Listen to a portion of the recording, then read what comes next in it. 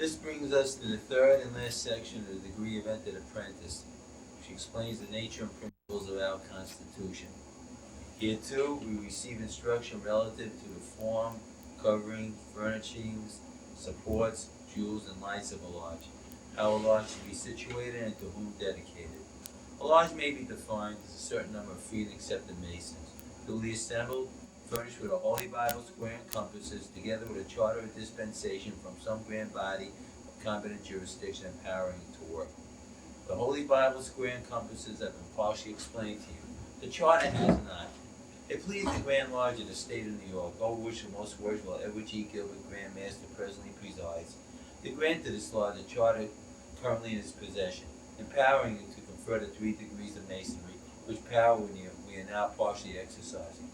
Our ancient brethren held their meetings on high hills or low vales, the better of which to observe the approach of cowards or eavesdroppers, either ascending or descending. Lodges at present usually hold their meetings in upper chambers, probably for the better security that such places afford.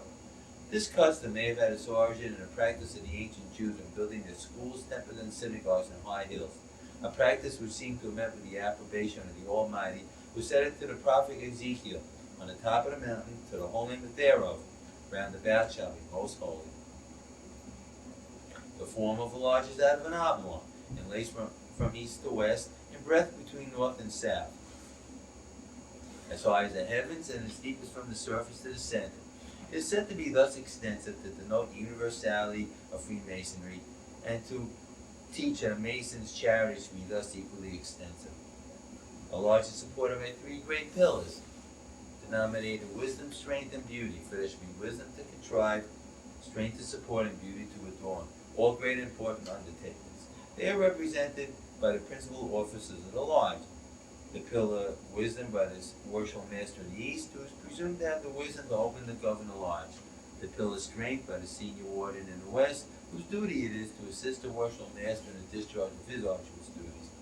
And the pillar beauty by the junior warden in the South, whose duty it is to call the craft from labor to refreshment, superintend them during the hours thereof, carefully to observe that the means of refreshment are not perverted to intemperance or excess. See that they return to their labors in due season, that the worshipful master may receive honor and a pleasure and profit thereby.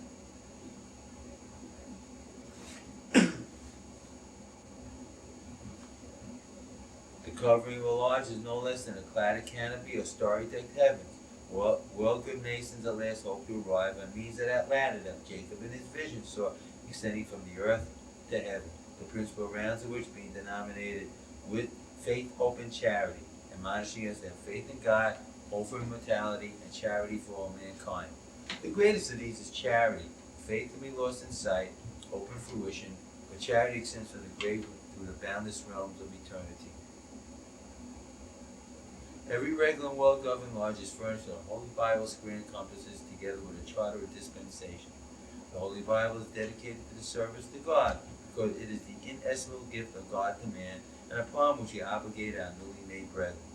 Square to the worshipful master in the East, because it is the proper Masonic emblem of his office, and the compasses to the craft, because of their due diligent use, we are taught to circumscribe our desires and keep our passions within due bounds. The ornaments of a lodge are the mosaic pavement, the indented tessel, the tessellated border, and the blazing star. The mosaic pavement is a representation of the ground floor of King Solomon's temple. The indented tessel is the tessellated border of square which surrounds it.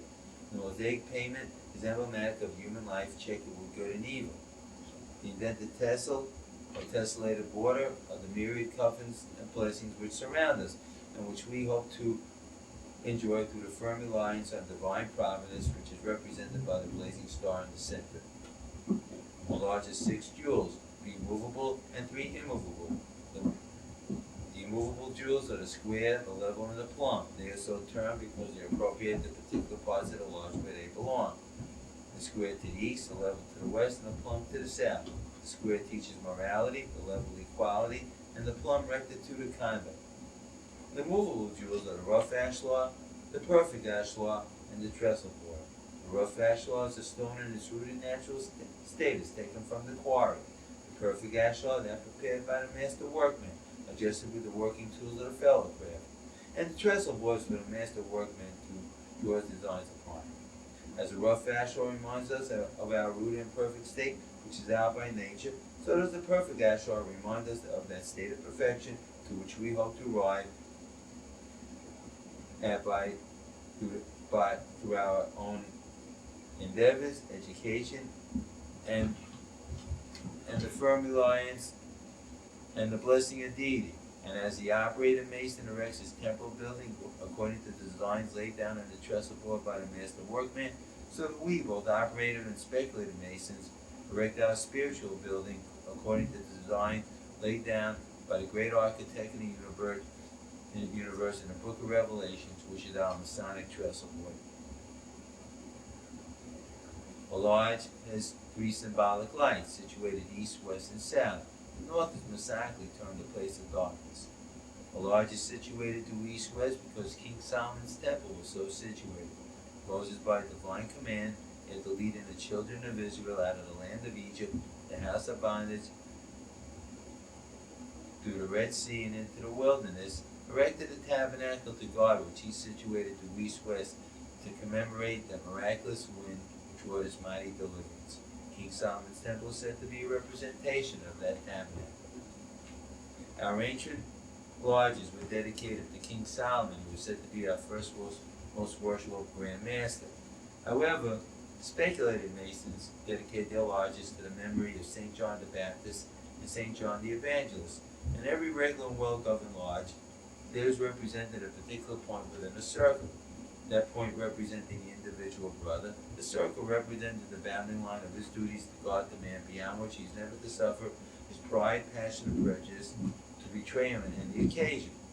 Now this circle is bordered by two parallel perpendicular lines representing the Holy Saints, and upon the vertex rests the book of the Holy Scriptures, which points out the man's entire duty. Now, while we travel around this circle, we necessarily touch upon these lines and upon the book of the Holy Scripture. And while a Mason is thus circumscribed, it is impossible for him to materially add. The fundamental tenets of our profession are threefold, including the inculcation and practice of the truly commendable virtues, brotherly love, belief, and truth. By brotherly love, we are taught to regard the human race as one family, the high, the low, the rich, the poor, who, created by one almighty parent and inhabiting the same planet, should aid, support, and protect one another. On this basis, Freemasonry unites men of every country, sect, and opinion, and promotes true friendship among those who might otherwise have perpetually remained at a distance. Relief of the distress of the duty incumbent upon all men, particularly Masons, who are linked together in a chain of sincere affection, to sympathize with the unhappy,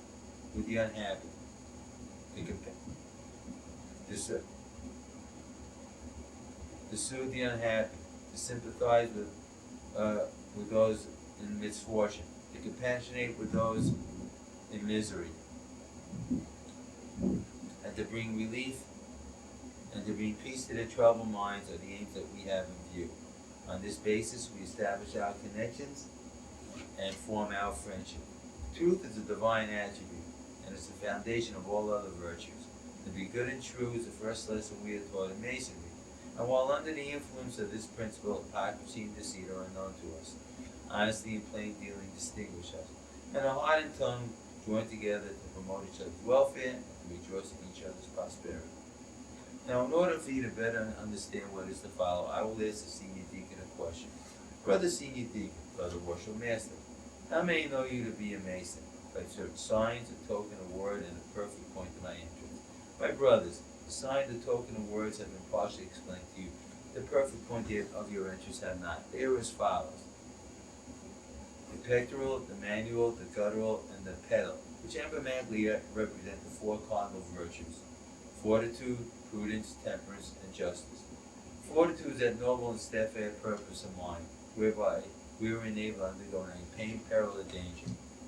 This virtue is equally distanced from rashness and cowardice, and should be deeply embedded in your mind as a safeguard and security against any attempts that might be made by force or otherwise to extort those secrets that have been entrusted to you.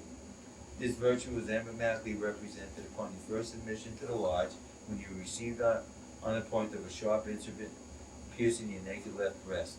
This is the first perfect point near entrance, the pectoral. Fortitude is that habit whereby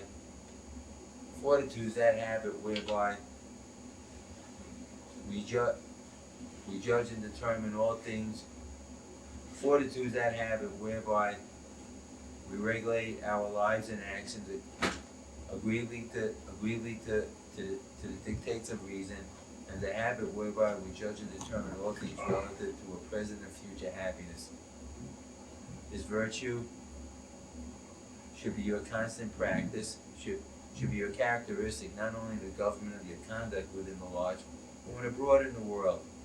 You should be especially cautious in all strange and mixed company that you not reveal the signs, tokens, or words of Freemasonry, ever remembering that moment when kneeling before the sacred altar of Freemasonry, your left hand supporting, the right hand covering the Holy Bible square and compasses, you solemnly promise to keep concealed and never reveal the secrets of Freemasonry.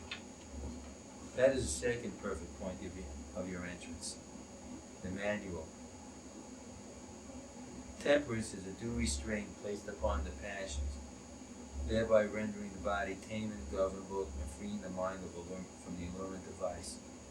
This virtue should be your constant practice, for it teaches to avoid excess and the contracting of any vicious or licentious habits, the indulgence of which could cause you to lead you away from the path of righteousness and cause you to let fall those secrets that you solemnly promise to keep and conceal and never reveal, the betrayal of which would subject you to the condemnation of all good Masons, as well as to the symbolic penalty for violation of your obligation, that of having your throat cut across, your tongue tore out, and buried in the sand of the sea at a low water mark with a tide that ebbs and flows twice in 24 hours. This is the third perfect point of your entrance, the guttural.